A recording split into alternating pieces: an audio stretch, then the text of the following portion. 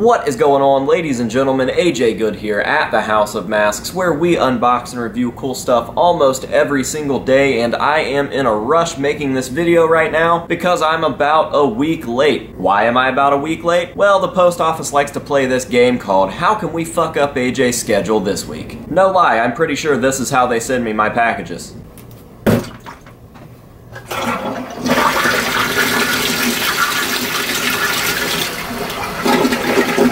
If that's not the case, then I have no idea why my package was scheduled for delivery August 17th, but was still literally sitting in the same exact place that it was first scanned. What the fuck? Regardless, it is the moment of truth, late or not. Unfortunately, I wasn't one of the first people that got to make a video about this, but that's okay. It is what it is. I've got it here now, and that is that. First of all, I want to point out the fact that it came in an envelope. More for me to be grumpy about. So thanks, Collector's Row, for not just spending the extra $2 to put this in a fucking box. Can't wait to see how warped it is. Alright, so by now we've seen enough of these to know that there's not really any good copies out there. However, there are some that are less bad looking than others. So will ours be a good bad copy or a full-on bad copy? Time to find out. Pull it out of here. Obviously wrapped up and folded over on itself. We will pull it out of the packaging. I'm going to do my best to make sure that I don't see it first and that you guys do. Try to pop him back into shape here. And what are we thinking? Does it look like a good copy or a bad copy? I'm going to spin him around and take a look for myself. And I don't know, it's about what I expected, to be honest. There's like hair glued to the face though, that kind of pisses me off. What is that? He literally has a goatee right now. Can you see that? Why does this man's have a goatee? It's like the end of Halloween 2018 scared him and he thought he was gonna die, so he went all Tim McGraw on us. I went skydiving, I went Rocky Mountain climbing, I went... Alright, well, let me get that off of there before I go any further because it's actually really pissing me off. What on fucking earth?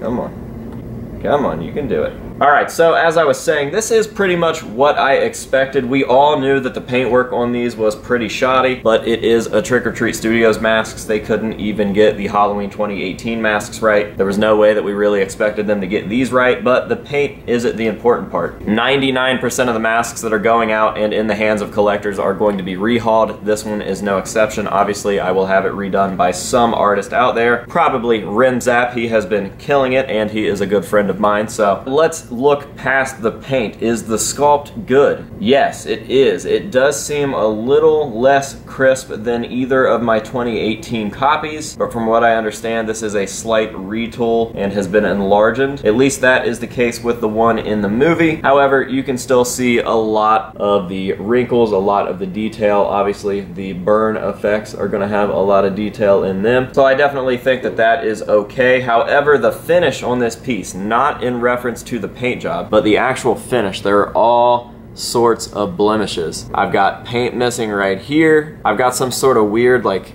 it's not glue residue, but I think it's just the paint itself coming off on itself. That's kind of strange. Yeah, just totally the paint coming off on itself. Obviously, when I pulled him out, he had hair literally stuck to his face. It wasn't like it just fell on there from up here. It was literally intact, like glued to the mask, and you can still see a piece that I literally just can't get off of there. So I'm not really sure what the deal with that is, but all in all, you know, for $60 Trick or Treat Studios mask, I will say the same thing that I always say. You get what you pay for, and Trick or Treat Studios really is doing us a service by giving us such good sculpts. We really have to try to look past the paint. Now when it comes to the paint, I have no idea what they were really thinking. It seems like a lot more effort and work went into making this look incorrect with the wrong colors. Way too much detail than to just do that really subtle burnt paint job. I feel like you could have a very subtle burnt paint job just like what we see in the trailer and the hero mask and whatnot, but instead we got this weird like burnt marshmallow effect or something. I don't know. And as for the hair, I actually feel like they did a really good job on the burnt part of the hair. Obviously every mask is going to be different, but I'm definitely not upset about how the burnt part of my hair looks. I'm more displeased with the non-burnt hair. This actually looks not great, so if I were to send this out and have this redone, I would have to go for a full re-hairing because I'm just definitely not stoked with that part of the hair.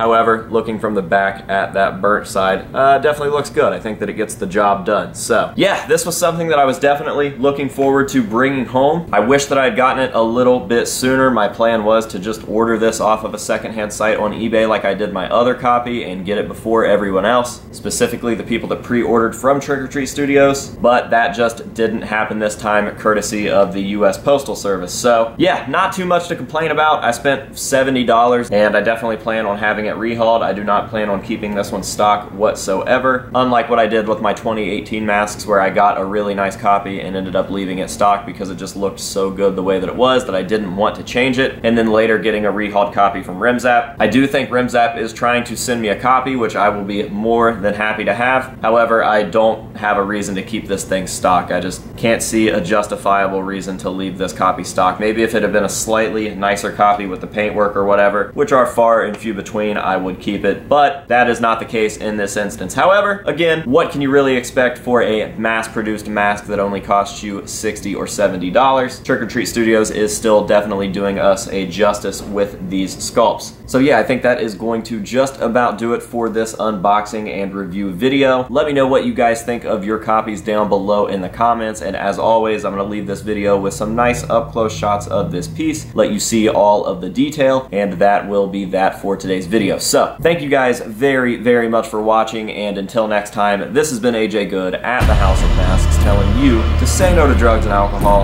and we will see you guys later.